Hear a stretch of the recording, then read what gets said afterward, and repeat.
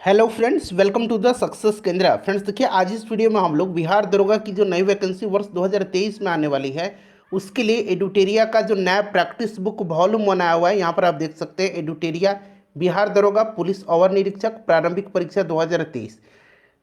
Total इसमें 15 model practice sets हैं, यानी कि टोटल 15 सेट्स है और यह पूरी तरह से परीक्षा पद्धति पर आधारित है।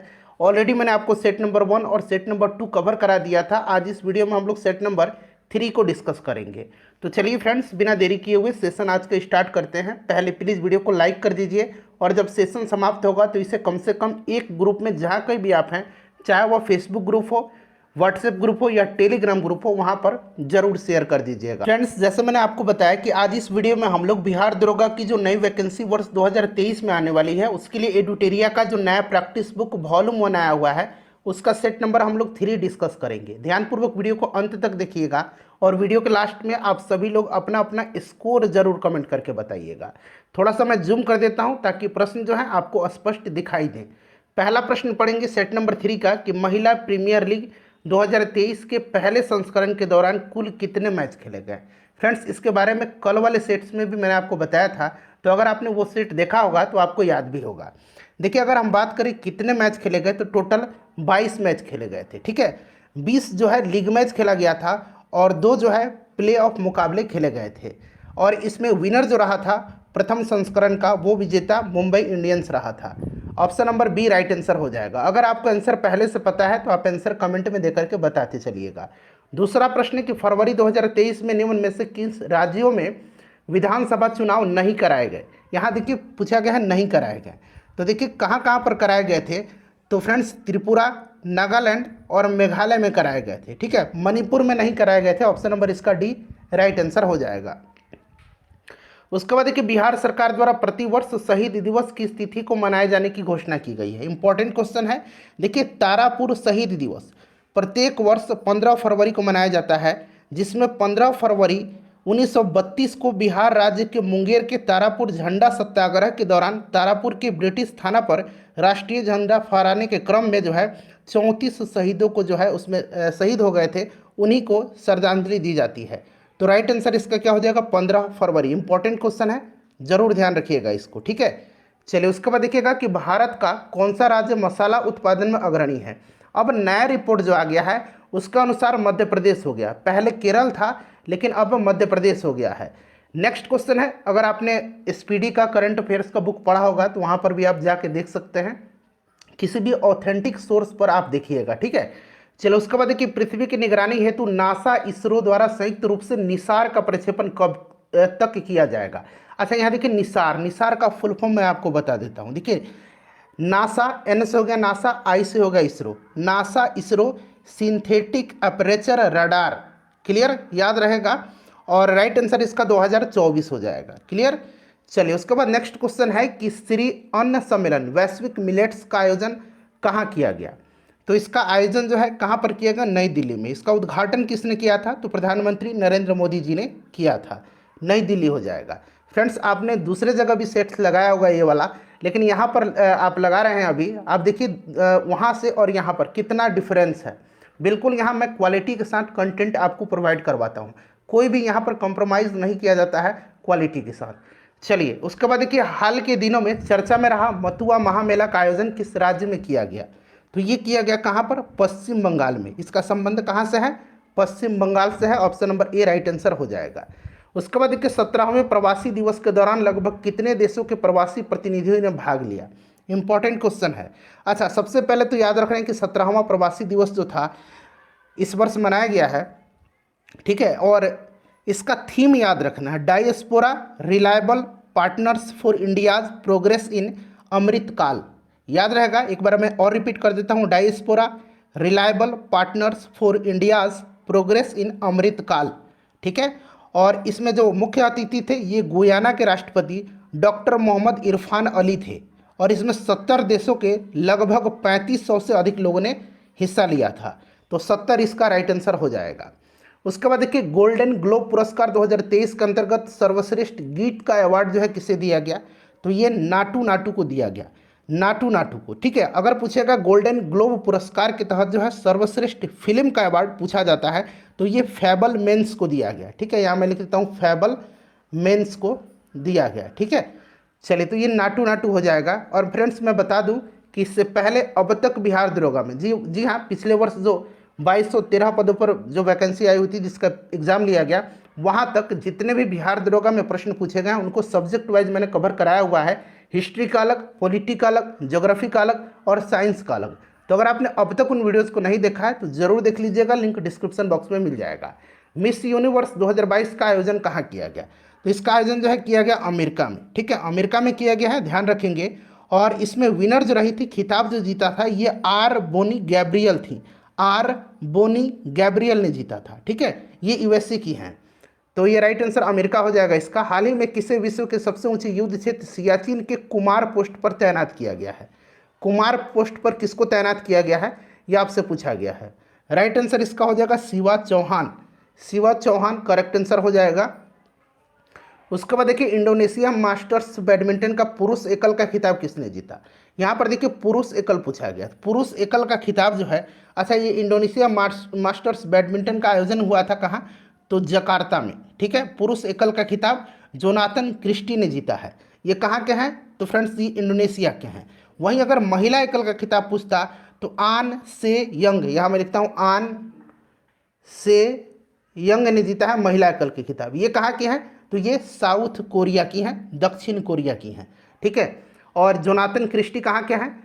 ये इंडोनेशिया के हैं। अंतर्राष्ट्रीय महिला दिवस 2023 का विषय क्या है? अंतर्राष्ट्रीय महिला दिवस जो है यह मनाया जाता है प्रत्येक वर्ष 8 मार्च के दिन। 8 मार्च के दिन मनाया जाता है। इसका थीम जो है इस वर्ष क्या है? Digital innovation and technology for gender equality. Option number A right answer हो जाएगा इसका। स्टैचू ऑफ बिलीफ प्रतिमा कहाँ संबंधित है? तो ये भगवान शिव से संबंधित है।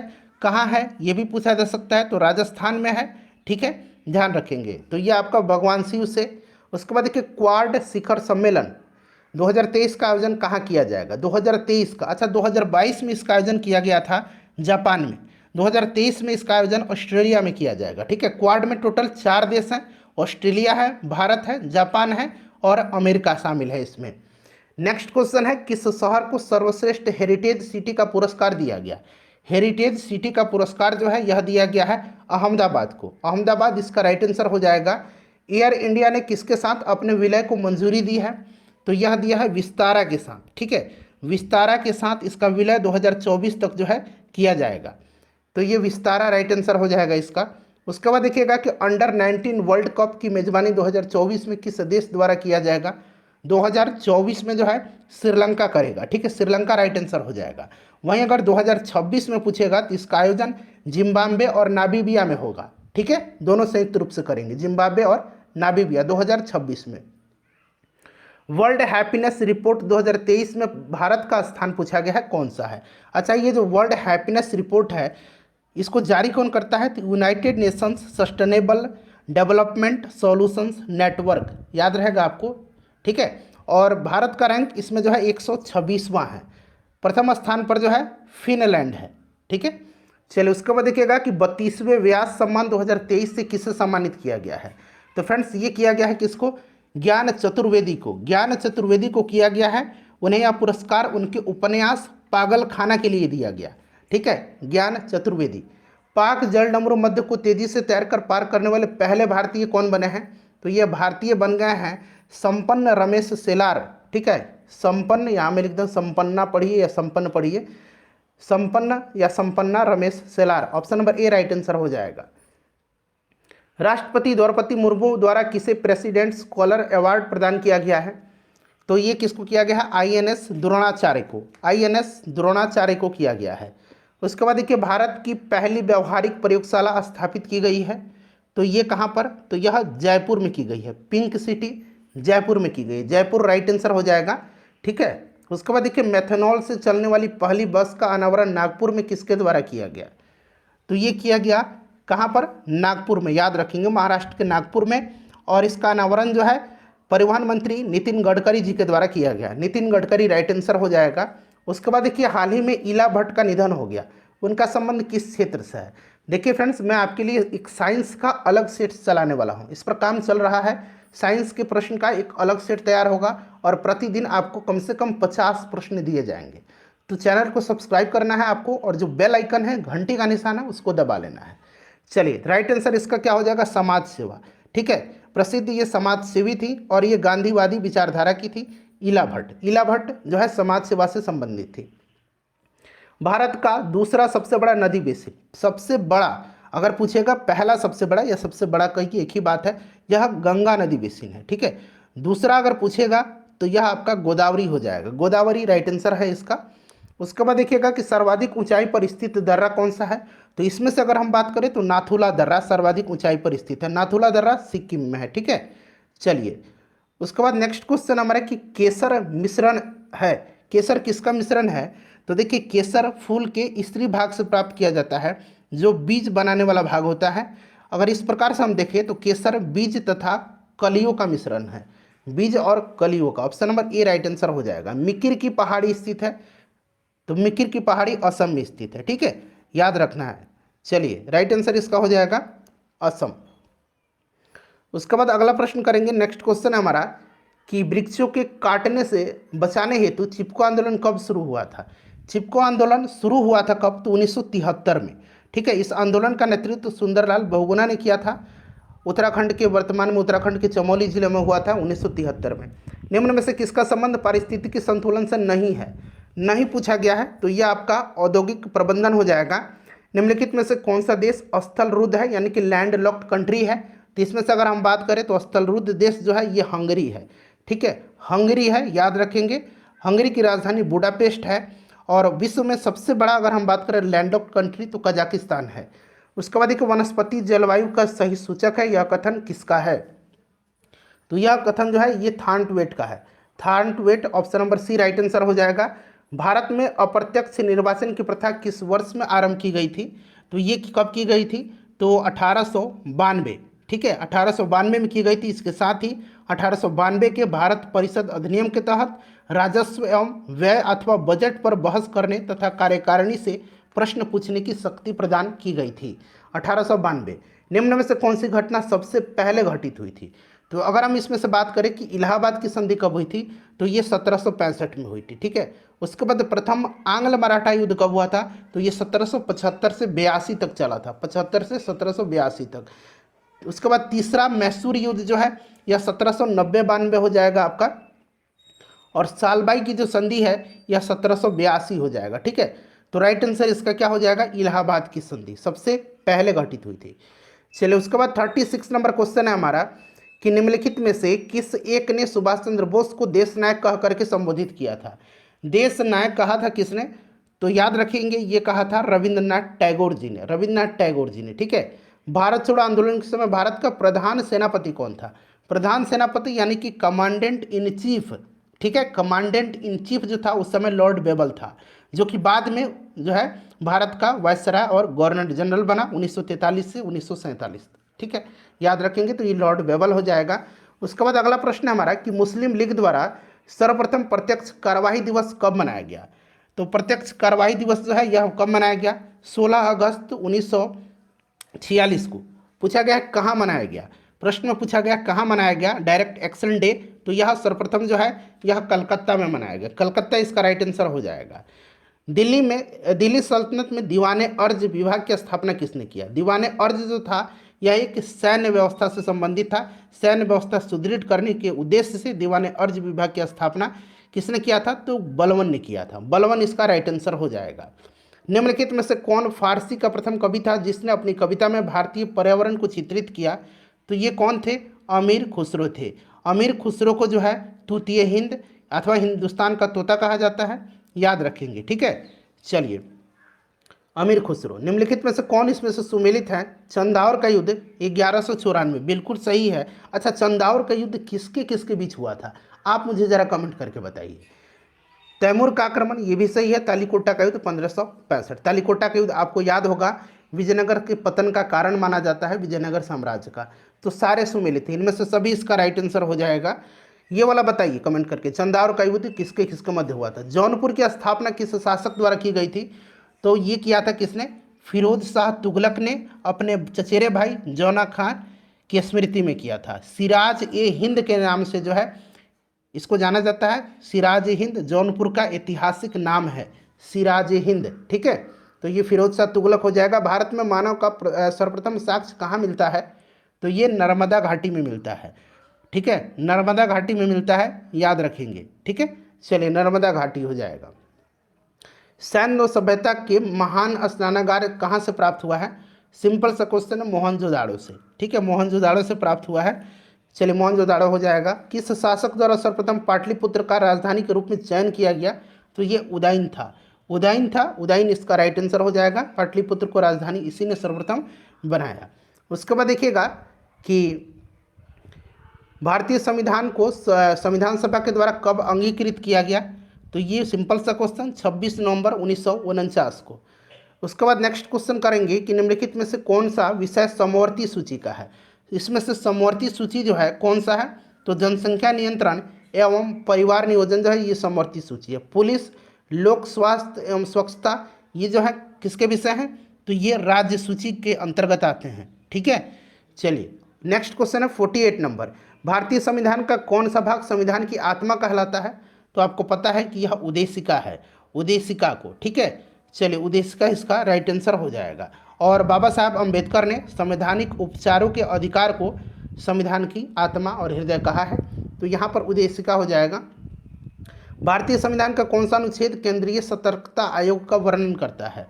यह आर्टिकल जो है कौन सा है बताइए। देखिए, केंद्रीय सतर्कता आयोग का गठन जो है 1964 में केंद्र सरकार के द्वारा पारित एक प्रस्ताव के तहत हुआ था। ठीक है, संस्थानम समिति की सिफारिश पर इसका गठन हुआ था। इनमें से कोई नहीं, इसका राइट आंसर हो जाएगा। भारतीय संसद की सबसे बड़ी समिति कौन सी है? तो ये समिति जो है ये प्राकलन समिति है। इसमें सदस्यों की संख्या 30 होती है। ठीक है, और केवल जो है इसमें लोकसभा के सदस्य होते हैं। कार्यकाल 1 वर्ष का होता है। तो प्राकलन समिति। प्रत्येक राज्य में लोकसभा तथा विधानसभा की सीटों का निर्धारण परिसीमन आयोग द्वारा किया जाता है। इस परिसीमन आयोग में कब तक हस्तक्षेप नहीं किया जाएगा? तो देखिए ये 2026 तक नहीं किया जाएगा। ठीक है, 2026 तक जो है इसमें कोई भी कमी या वृद्धि नहीं की जाएगी, 2026 हो जाएगा। उसके बाद देखिए संविधान के अंतर्गत उच्चतम न्यायालय से विधि के प्रश्न पर राय लेने का संविधान के अंतर्गत उच्चतम न्यायालय से विधि के प्रश्न पर राय लेने का अधिकार जो है यह राष्ट्रपति को है। ठीक है, याद रखेंगे किसको है? तो राष्ट्रपति को है। ऑप्शन नंबर इसका आपका बी राइट आंसर हो जाएगा। अनुच्छेद 143 के तहत जो है भारत के राष्ट्रपति को विधि या तथ्य के व्यापक महत्व के प्रश्न पर जो है सर्वोच्च न्यायालय से यानी कि सुप्रीम कोर्ट से परामर्श लेने की शक्ति प्रदान की गई है। नेक्स्ट क्वेश्चन है कि राज्य का कार्यकारी प्रधान जो है, कार्यकारी अध्यक्ष या संवैधानिक प्रमुख कौन है? सिंपल सा क्वेश्चन है, राज्यपाल है। ठीक है, अनुच्छेद 154 के अनुसार राज्य की कार्यपालिका शक्ति राज्यपाल में निहित होगी, जिसका प्रयोग वह इस संविधान के अनुसार स्वयं या अपने अधीनस्थ अधिकारियों के माध्यम से करेगा। ठीक है, इस प्रकार से अगर देखा जाए तो राज्य सरकार का संवैधानिक प्रमुख कौन होगा? तो राज्यपाल होगा। सतत विकास के लिए आवश्यक है, सतत विकास के लिए जो है इसमें से जितने भी दिए गए हैं, जैविक विविधता का संरक्षण, प्रदूषण पर नियंत्रण, निर्धनता को घटाना, ये सभी हैं। उसके बाद देखिए वर्षा की मात्रा निर्भर करती है। वर्षा की मात्रा जो है यह वायुमंडल की नमी पर निर्भर करती है। ऑप्शन नंबर इसका बी राइट आंसर हो जाएगा, वायुमंडल की नमी पर। ठीक है, चलिए नेक्स्ट क्वेश्चन है हमारा कि नगरीकरण एवं औद्योगिकरण हानिकारक है। तो ये हानिकारक जो है ये किसके लिए हैं? तो संतुलन विकास के लिए, पर्यावरण एवं पारिस्थितिकी के लिए, जैव विविधता के संरक्षण के लिए, उपरोक्त सभी के लिए। अगला प्रश्न है, और देखिए पीडीएफ आपको टेलीग्राम पर दे दिया जाएगा, अभी दिया नहीं गया है, हो सकेगा आज रात तक दे दिया जाए। ठीक है, लिंक आपको डिस्क्रिप्शन बॉक्स में मिल जाएगा, टेलीग्राम का जुड़ जाइए। देखिए साइलेंट वैली परियोजना निम्नलिखित में से किस राज्य से संबंधित है? तो यह केरल से संबंधित है। ठीक है, शांत घाटी, चलिए साइलेंट वैली केरल हो जाएगा। भारत के सबसे अधिक जैव विविधता संपन्न क्षेत्र कौन सा है? तो ये पश्चिमी घाट है। ठीक है, पश्चिमी घाट राइट आंसर हो जाएगा। चलिए 59 नंबर क्वेश्चन देखिए, इलेक्ट्रा गोल्ड कप किस खेल से संबंधित है? इलेक्ट्रा गोल्ड कप जो है यह टेबल टेनिस से संबंधित है। टेबल टेनिस राइट आंसर हो जाएगा। निम्नलिखित में से कौन सा देश सार्क का सदस्य नहीं है? ठीक है, 1985 सार्क की स्थापना, 8 देश सदस्य हैं, भारत, पाकिस्तान, बांग्लादेश, नेपाल, भूटान, श्रीलंका, मालदीव और अफगानिस्तान। इसमें म्यांमार नहीं है। नेक्स्ट क्वेश्चन है कि वह रेखा जो धूप के समान अवधि वाले स्थानों को मिलाते हुए खींचा जाता है उसको कहा जाता है आइसोहेल। उसको आइसोहेल कहा जाता है, ठीक है, आइसोहेल कहा जाता है, ध्यान रखेंगे। अच्छा, आइसोथर्म जो है यह समान तापमान के स्थानों को मिलाते हुए खींची जाने वाली समताप रेखाएं होती हैं। उसके बाद आइसोबार यानी कि हिंदी में समदाब रेखा, समान दाब को, ठीक है, और आइसोहेलाइन समान लवणता को दर्शाने वाली होती है। चलिए उसके बाद देखिए इनमें से कौन सा लोक नृत्य छत्तीसगढ़ राज्य का है? तो देखिए पंडवानी, नवरानी, डागला, ये आपका हो जाएगा option number A right answer हो जाएगा। ठीक है फ्रेंड्स, लाहो और बांग्ला जो है यह आपका मेघालय का हो जाएगा। छपेली, महाथू, डांगू जो है यह आपका हिमाचल प्रदेश का हो जाएगा। ठीक है, रासलीला, नौटंकी, कजरी ये उत्तर प्रदेश हो जाएगा। अंतर्राष्ट्रीय खेल दिवस कब मनाया जाता है? सिंपल सा क्वेश्चन। अंतर्राष्ट्रीय खेल दिवस जो है, अंतर्राष्ट्रीय पूछा गया है, राष्ट्रीय नहीं। राष्ट्रीय खेल दिवस 29 अगस्त के दिन मनाया जाता है, अंतर्राष्ट्रीय 6 अप्रैल के दिन। संगीत नाटक अकादमी की स्थापना कब हुई थी? 1950 बताइए 3 में हुई थी। ललित कला अकादमी की स्थापना 1954 में हुई थी। साहित्य अकादमी की 1954 में, तो ये 1953 हो जाएगा। ललित कला पूछेगा तो 1954, और साहित्य अकादमी भी 1954। असम राइफल का मुख्यालय कहाँ पर स्थित है? तो ये शिलोंग में स्थित है। ठीक है, शिलोंग कहाँ पर है? तो मेघालय में है। उसके बाद देखिएगा एम्पियर सेकंड निम्नलिखित में से किसकी इकाई है? एम्पियर सेकंड जो है यह इकाई है किसकी? आवेश की। ठीक है, आवेश की इकाई है। ठीक है, चलिए आवेश राइट आंसर हो जाएगा। नेक्स्ट क्वेश्चन कर लेंगे कि मानव शरीर के कौन से दो मुख्य अंगों में काफ़ी मात्रा में चुंबकीय क्षेत्र उत्पन्न होता है? तो ये आपका मस्तिष्क है और हृदय है। ठीक है, चलिए तो ये मस्तिष्क और हृदय यहाँ पर दिया गया है। प्रत्यावर्ती धारा का आविष्कार किस वैज्ञानिक के द्वारा किया गया? तो फ्रेंड्स ये किया गया निकोला टेस्ला के द्वारा। ठीक है, निकोला टेस्ला के द्वारा, तो निकोला टेस्ला हो जाएगा। उसके बाद देखिए विभवांतर को स्थिर रखते हुए एक परिपथ का प्रतिरोध आधा कर दिया जाए तो धारा पर क्या प्रभाव पड़ेगा? तो धारा दुगुनी हो जाएगी। क्या होगा? धारा दुगुनी हो जाएगी। निकाल के आप देख लीजिएगा, V = IR पर आप करके फॉर्मूला पर पुट करके एक बार रख के देख भी सकते हैं, दोगुनी हो जाएगी। चलो उसके बाद देखिए निम्नलिखित में से किस रंग का विचलन कोण सबसे कम होता है? सबसे कम जो है लाल रंग का होता है। क्यों? क्योंकि इसका तरंग दैर्घ्य सबसे अधिक होता है, तो लाल होगा इसका राइट आंसर। जिसका तरंग दैर्घ्य सबसे कम होगा, ठीक है, उसका विचलन सबसे अधिक होगा, ध्यान रखेंगे। चलो उसके बाद देखिएगा कि यदि एक वास्तविक वस्तु का प्रतिबिंब बनाने के लिए उत्तल दर्पण का उपयोग किया जाता है तो निम्नलिखित में से कौन सा कथन गलत है?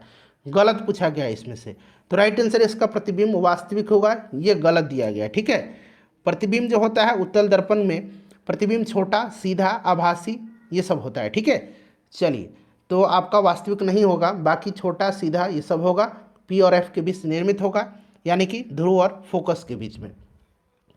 निम्नलिखित में से क्या आर्किमिडीज के सिद्धांत पर आधारित नहीं है? नहीं पूछा गया है, तो ओडोमीटर जो है यह नहीं है। ठीक है, ओडोमीटर नहीं है, ध्यान रखेंगे। चलिए तो राइट आंसर इसका ओडोमीटर हो जाएगा। निम्नलिखित में से कौन रासायनिक परिवर्तन का उदाहरण है?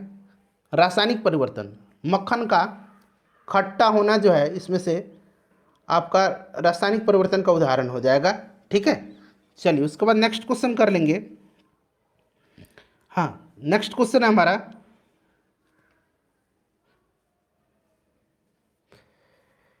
निम्नलिखित में से कौन सा एक ऊर्ध्वपातक पदार्थ नहीं है? बताइएगा। ऊर्ध्वपातक पदार्थ इसमें से सोडियम सल्फेट नहीं है। ठीक है, सोडियम सल्फेट हो जाएगा। कपूर, नैप्थलीन, अमोनियम क्लोराइड ये ऊर्ध्वपातक पदार्थ हैं। उसके बाद देखिएगा कि किसी एक तत्व का इलेक्ट्रॉनिक विन्यास 2 8 7 है। अब यहाँ से पकड़ लीजिए, 2 8 10 और 7 17, यानी कि क्लोरीन है। सिंपल सा बात है, क्या है ये? तो यह क्लोरीन है। तो पूछा गया है कि इसकी संयोजकता क्या होगी, तो यहाँ देखिए एक ले लेगा तो ये क्या हो जाएगा, पूरा तरह से स्टेबल हो जाएगा, 8 हो जाएगा ये, तो आपका ये 1 हो जाएगा। ठीक है, चलिए उसके बाद नेक्स्ट क्वेश्चन कर लेंगे। अगला प्रश्न हमारा कि वे अम्ल जिनमें हाइड्रोजन के साथ ऑक्सीजन के अतिरिक्त अन्य अधात्विक तत्व होते हैं क्या कहलाते हैं? तो इनको क्या कहा जाता है? इनको कहा जाता है अनऑक्सी अम्ल। मिथाइल ऑरेंज का क्षारीय माध्यम में कैसा रंग होता है? तो ये पीला गुलाबी होता है। ठीक है, पीला गुलाबी होता है, पीला गुलाबी। एल्युमिनियम ऑक्साइड प्रकृति में कैसा होता है? तो ये उभयधर्मी होता है। ठीक है, उसके बाद नेक्स्ट क्वेश्चन है कि रासायनिक गुणों के मध्य मेंडलीफ ने किस तत्वों के साथ मिल करके बने यौगिकों पर ध्यान केंद्रित किया था। तो ये कौन थे, हाइड्रोजन और ऑक्सीजन थे, हाइड्रोजन और ऑक्सीजन। निम्नलिखित में से कौन सा तत्व आवर्त सारणी का सर्वाधिक विद्युत ऋणात्मक तत्व है। इंपॉर्टेंट क्वेश्चन है ये, आपका फ्लोरीन हो जाएगा, विद्युत ऋणात्मक तत्व, ठीक है, फ्लोरीन हो जाएगा, याद रखेंगे आप, फ्लोरीन करेक्ट आंसर इसका हो जाएगा। उसके बाद देखिए ग्रेफीन क्या है, तो ग्रेफीन जो है यह कार्बन का अपरूप है, ठीक है, कार्बन का अपरूप है। उसके बाद देखिए 82 नंबर क्वेश्चन कि यहाँ देखिए यूट्रोफिकेशन के परिणाम स्वरूप निम्न में से किसका न्यूनीकरण होता है। तो ये किसका न्यूनीकरण होता है, तो फ्रेंड्स ये होता है विलीन ऑक्सीजन का। उसके बाद देखिए निम्नलिखित में से कौन सा एक कीटभक्षी पौधा नहीं है, नहीं पूछा गया है, ध्यान दीजिएगा, कीटभक्षी पौधा इसमें से जो नहीं है ये आपका प्रोथैलस है। बाकी देखिए घटपर्णी, संड्यू, वीनस फ्लाईट्रैप ये कीटभक्षी पौधे हैं। पहला वनस्पति विज्ञानी किसे कहा जाता है या माना जाता है, तो ये थियोफ्रेटस को, थियोफ्रेस्टस को, option number C right answer हो जाएगा। एंटीबायोटिक निम्नलिखित में से किस कवक से प्राप्त किया जाता है, तो यह किया जाता है पेनिसिलिन। निम्नलिखित में से कौन सा पादप हार्मोन कोशिका विभाजन से संबंधित है, तो ये कोशिका विभाजन साइटोकाइनिन हो जाएगा, ठीक है, साइटोकाइनिन, याद रखेंगे। चलिए उसके बाद नेक्स्ट क्वेश्चन हमारे, श्वसन का पहला चरण ग्लूकोज का किसमें विखंडन है, तो पायरुवेट में, पायरुवेट हो जाएगा। निम्नलिखित में से कौन सा पौधा ब्रायोफाइटा समूह के अंतर्गत आते हैं, तो इसमें से आपका मार्केसिया हो जाएगा। चलिए उसके बाद नेक्स्ट क्वेश्चन है, उस वाहिनी का नाम क्या है जो पुरुष के वृषण से निकलती है और शुक्राणु को शरीर में ले जाती है। तो इसका नाम क्या है, शुक्रवाहिका है, ठीक है, शुक्रवाहिका राइट आंसर इसका हो जाएगा। हमारी आंखों में लेंस का क्या काम है, लेंस का काम जो है ये आंख की फोकस दूरी को बदलना है, ठीक है, फोकस दूरी को बदलना है। फोकस दूरी कहाँ पर दिया गया, ऑप्शन नंबर सी इसका राइट आंसर हो जाएगा, ठीक है।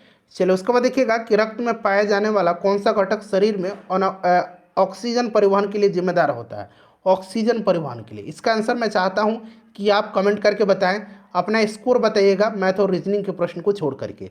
उसके बाद देखिएगा कि अदृश्य निर्यात का अर्थ होता है, अदृश्य निर्यात का अर्थ जो है यह होता है सेवाओं का निर्यात, ठीक है।